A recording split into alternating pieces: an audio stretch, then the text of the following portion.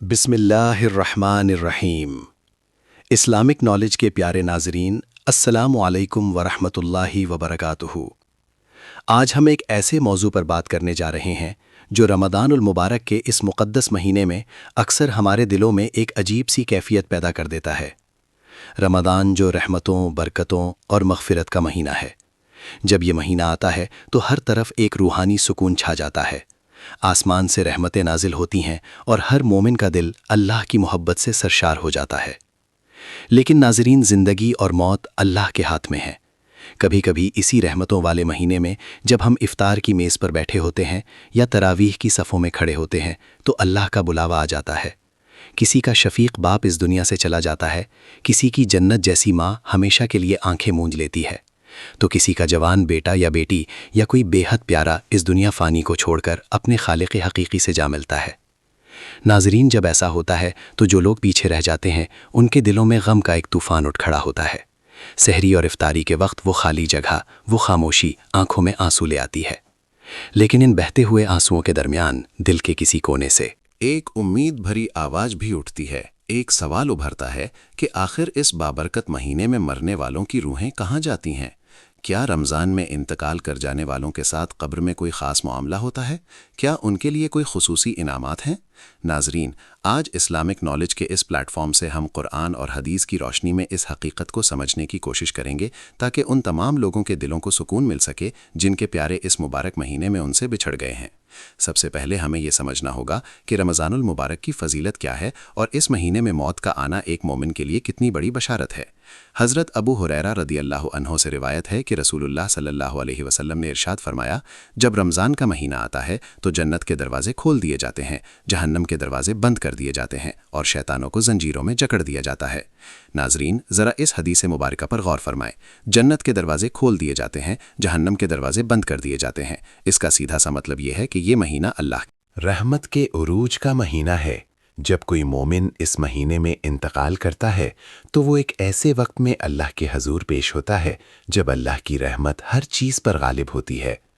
علماء کرام فرماتے ہیں کہ رمضان المبارک میں مرنے والے خوش نصیب مومن کی روح جب جسم سے پرواز کرتی ہے تو اس کے استقبال کے لیے رحمت کے فرشتے اترتے ہیں، کیونکہ جہنم کے دروازے بند ہوتے ہیں اور شیطان قید ہوتے ہیں۔ اس لیے اس روح کے سفر میں کوئی خوف، کوئی دہشت اور کوئی شیطانی وسوسہ آڑے نہیں آتا۔ موت کے وقت جو ایک فطری گھبراہٹ ہوتی ہے، اللہ تعالیٰ رمضان کی برکت سے اسے سکون اور اطمینان میں بدل دیتا ہے۔ جب یہ روح آسمانوں کی طرف لے جائی جاتی ہے تو فرشتے نہایت عزت اور احترام کے ساتھ اس کے لیے آسمان کے دروازے کھلواتے ہیں۔ اور ناظرین، کیونکہ وہ شخص روزے کی حالت میں یا رمضان کی برکتوں کو سمیٹتے ہوئے دنیا سے گیا ہوتا ہے تو اس کے جسم سے اور اس کی روح سے کستوری سے بھی زیادہ بہترین خوشبو آ رہی ہوتی ہے۔ حدیث مبارک میں آتا ہے کہ روزے کے منہ کی بو اللہ کے نزدیک کستوری سے بھی زیادہ پسندیدہ ہے۔ تو ذرا سوچئے کہ اس روح کا استقبال آسمانوں پر کس شان سے ہوتا ہوگا۔ اس کے بعد ناظرین، روح کو برزخ کی دنیا میں منتقل کر دیا جاتا ہے۔ برزخ وہ عالم ہے جو اس دنیا اور آخرت کے درمیان کا وقفہ ہے۔ قبر کی زندگی اسی برزخ کا حصہ ہے۔ عام طور پر جب انسان قبر میں جاتا ہے تو اس سے منکر اور نکیر آ کر 3 سوال کرتے ہیں: تیرا رب کون ہے؟ تیرا دین کیا ہے؟ اور ان نبی صلی اللہ علیہ وسلم کے بارے میں تو کیا کہتا تھا؟ ناظرین، عام دنوں میں یہ سوالات ایک بہت بڑا امتحان ہوتے ہیں، لیکن علماء فرماتے ہیں کہ جو خوش نصیب رمضان المبارک میں وفات پاتا ہے، اللہ تعالیٰ اس کے لیے قبر کے معاملات کو نہایت آسان فرما دیتا ہے، کیونکہ وہ شخص اپنی زندگی کے آخری ایام میں اللہ کی عبادت، روزے، تراویح اور تلاوت قرآن میں مشغول تھا۔ اس لیے قبر میں اس کے لیے جواب دینا بے حد آسان ہو جاتا ہے۔ اس کی نمازیں، اس کے روزے، اس کا قرآن اس کے ارد گرد ایک حفاظتی حصار بنا لیتے ہیں۔ قرآن اس کی سفارش کرتا ہے اور روزہ اس کے لیے ڈھال بن جاتا ہے۔ ناظرین، حدیث میں یہ بھی ذکر ملتا ہے کہ مومن کی قبر کو حد نگاہ تک کشادہ کر دیا جاتا ہے اور جنت کی طرف ایک کھڑکی کھول دی جاتی ہے، جہاں سے جنت کی ٹھنڈی اور خوشبودار ہوائیں اس تک پہنچتی رہتی ہیں۔ لیکن جب بات رمضان میں مرنے والوں کی آتی ہے تو علماء کرام اور سلف صالحین کا یہ عقیدہ ہے کہ رمضان کے مقدس مہینے کے احترام میں اللہ تعالیٰ اہل قبور سے عذاب کو روک دیتا ہے۔ ایک روایت کے مطابق جب رمضان کا چاند نظر آتا ہے تو قبروں میں عذاب کو موقوف کر دیا جاتا ہے، اور یہ پورا مہینہ اہل قبور کے لیے بھی راحت کا باعث بن جاتا ہے۔ تو جو شخص اسی مہینے میں وفات پا جائے تو اس کے لیے تو یہ دوہرا انعام ہے، اس کی پہلی رات ہی جنت کے نظاروں اور اللہ کی رحمتوں کے سائے میں گزرتی ہے۔ ناظرین، مرنے کے بعد مومنوں کی روحیں علیین میں رکھی جاتی ہیں، جو 7ویں آسمان پر عرش کے قریب ایک بہت ہی اعلیٰ اور مقدس مقام ہے۔ جب کوئی نئی روح وہاں پہنچتی ہے تو پہلے سے موجود مومنوں کی روحیں اس کا استقبال کرتی ہیں۔ وہ روحیں اس سے دنیا کا حال پوچھتی ہیں، اپنے پیاروں کے بارے میں دریافت کرتی ہیں۔ ایک بہت ہی خوبصورت اور روحانی ملاقات ہوتی ہے۔ جو شخص روزے کی حالت میں دنیا سے چلا گیا، اس کی افطاری تو اب سیدھی جنت میں ہوگی، اور وہ بھی ایسی افطاری جو اللہ تعالیٰ خود اپنے ہاتھوں سے عطا فرمائے گا۔ وہاں نہ بھوک ہوگی، نہ پیاس، نہ بیماری ہوگی، نہ بڑھاپا۔